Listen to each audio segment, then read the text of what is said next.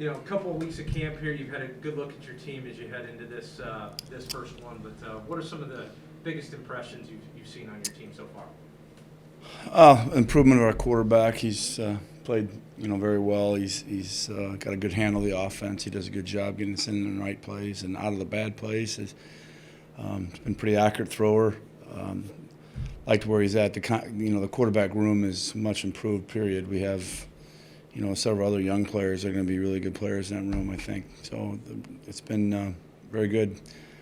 So from that standpoint, it's always good. I think our leadership has been really, really good since we have been training all summer. We've done a lot of work from a mental standpoint with our team and developing leadership amongst our team, and I think this team has done a really good job with that and taking ownership of the team. So I've been impressed with that. So I think we're in a pretty good spot. Questions for Coach?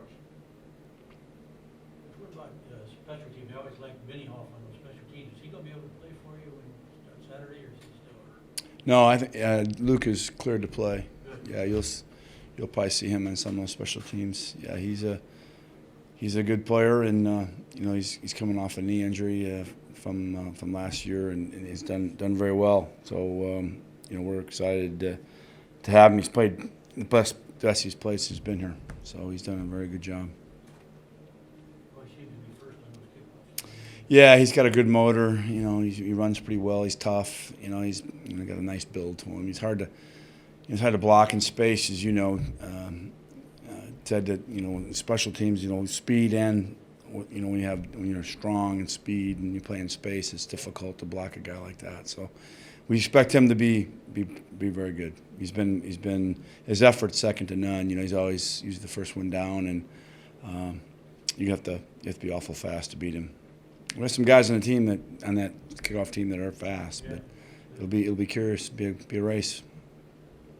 What about your running back? Last time, you were down about 5 of them at one time. Now you had 5 out there today.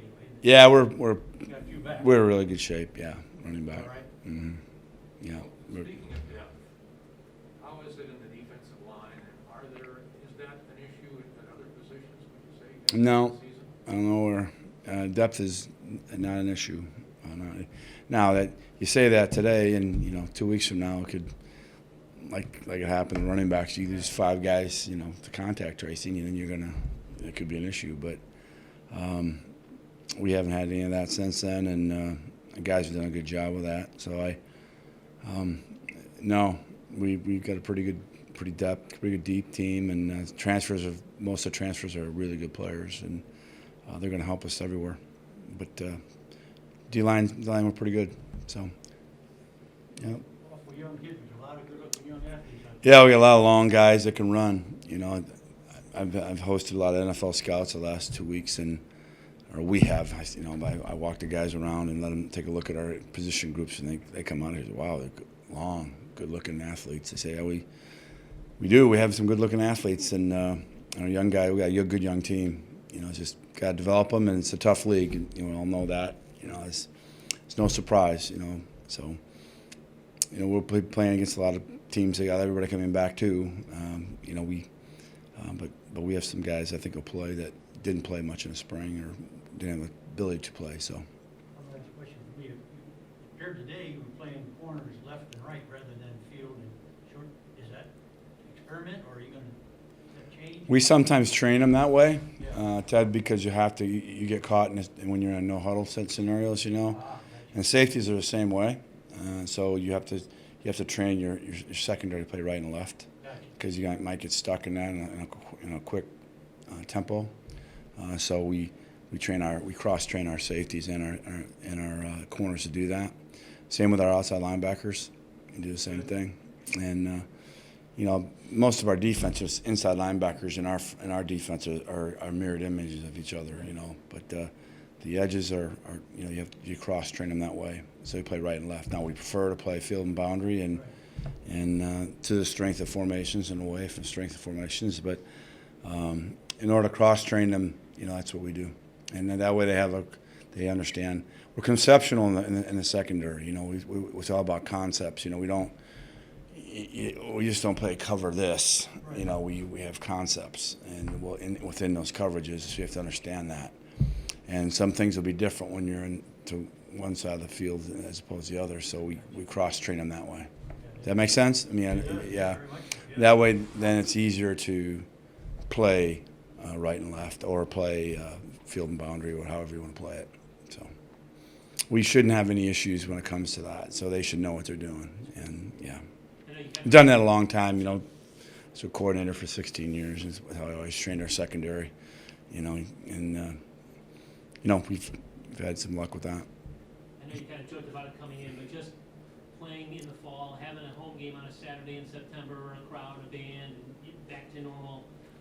The morale of the team, I'm sure it's... I think it's very good. Yeah, Kyle asked me today. He came and talked to our team briefly, and he asked me how's the team doing. I said, I think they're excited to play. There's no doubt about it. You know, and we as coaches sometimes aren't as excited about a first game because there's a lot of anxiety because you don't know what you're going to get. You know, and you know, teams change a lot, and so but. You know, we got to see teams in the spring off of spring tape, so that's kind of different. So maybe teams don't quite change as much, but as we know with the transfer portal, you know, teams can change a lot, and people try to keep that quiet. But I think our players are really excited to play, and that's good. And we want that.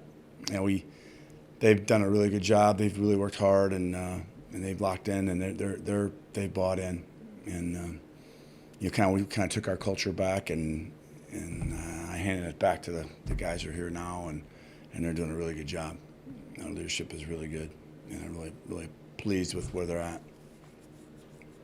Brock, how much do you prepare for a specific opponent when there's so much uncertainty surrounding a season opener? That's a good question. You know, especially on defense, there's an adage that'll tell you, "He who defends everything defends nothing," and so you can't. You can't chase ghosts.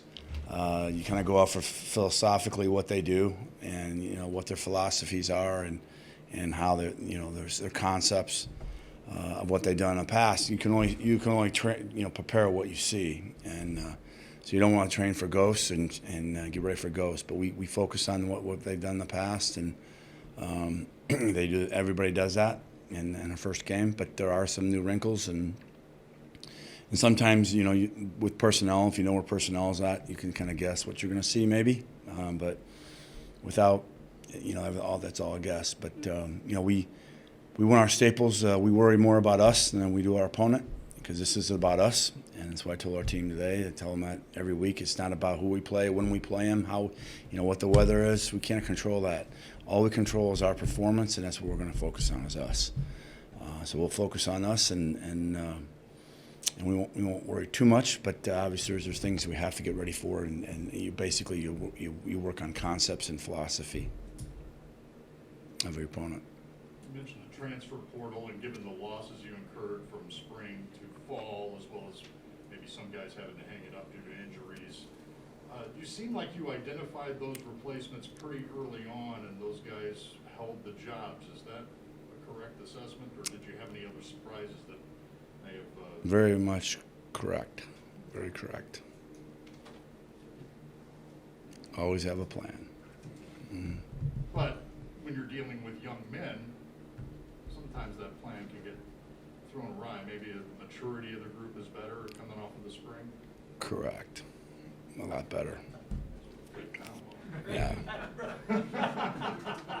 It's a lot better.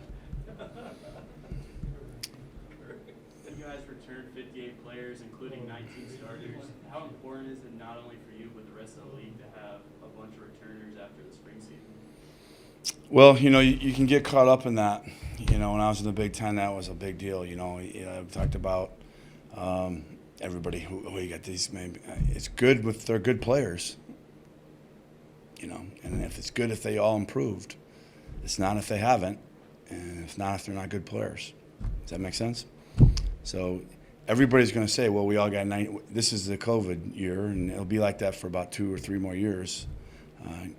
Probably as we go through this, you're going to probably see guys start thinking about, 6 years might be a little too long for me. I got my degree. I'm not going to play pro football. I really don't want to go through spring practice, winter conditioning.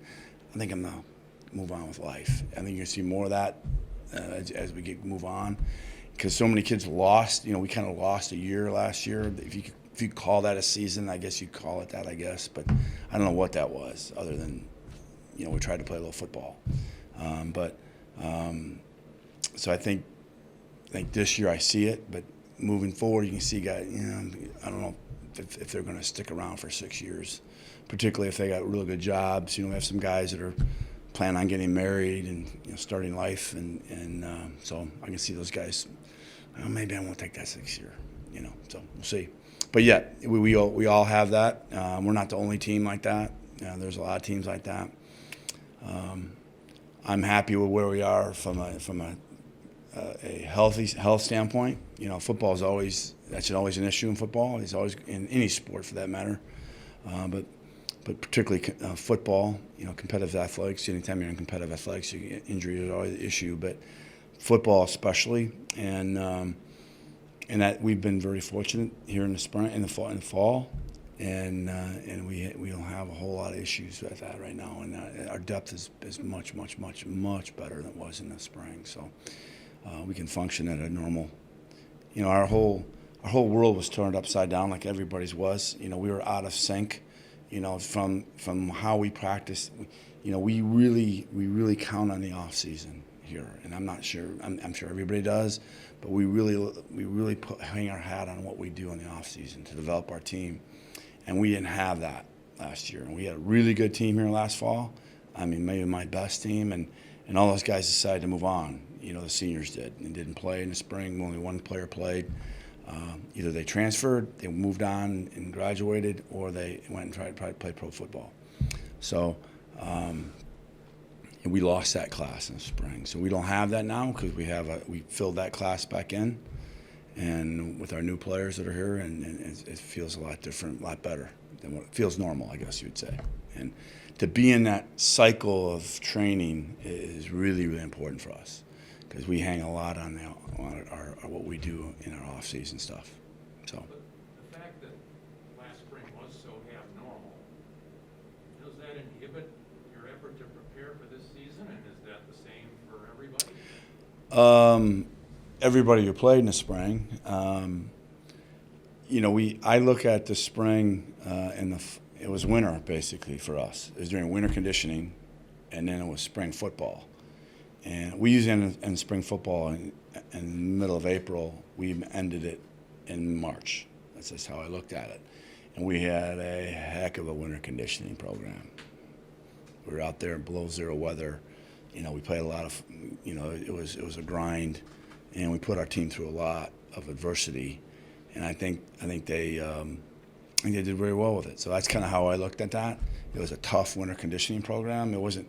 It was football, but I know there wasn't a lot of quote-unquote training, like in the weight room and all the stuff you do in the off-season, but we did have some of that, and I just looked at it as a grinding spring practice, I guess, if you will, long, engaging. There's 4 quarters to every season of a championship season. There's winter conditioning, first quarter, second quarter spring ball, third quarter summer conditioning, fourth quarter is training camp. So we basically missed winter conditioning. I guess we had spring ball, but our winter conditioning was a grinder, and that we had to go out in weather and deal with all the adversity of that. So I think it developed some toughness in our team, and from that's never bad. Just the exposure to too much contact is what I worried about, and I think it was way too much. And no matter what happens, good or bad, that was the right decision. And when I see our players today, it was not even close. That was the right decision for us. So I think we're in pretty good shape. Yeah. And our strength coach did a nice job with our team this summer. Players did a great job, and we got into a real rhythm. Being able to work with them, from the mental part of things, it was really, really good. We put a lot on that kind of stuff. So, training the mind as well as the body, and I think our kids, we didn't have that at all a year ago, and that hurts us really bad. Good questions.